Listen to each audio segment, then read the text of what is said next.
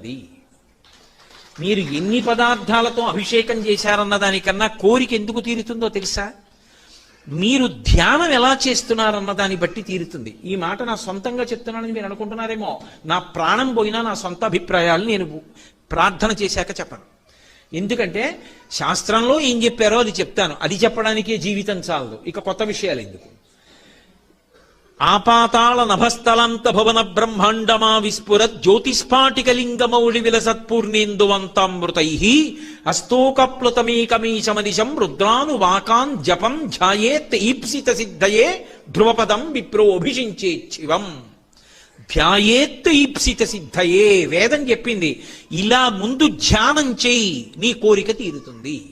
కోరిక అంటే అవసరమైతే తీరుతుంది అని అర్థం చేసుకోవాలి ఎప్పుడు. తెగని నేను అమెరికా అధ్యక్షుడిని అవ్వాలని కోరి అభిషేకం చేశానంటే అవలేదనకూడదు. ఆ కోరిక తీరితే నాకు అభ్యున్నతి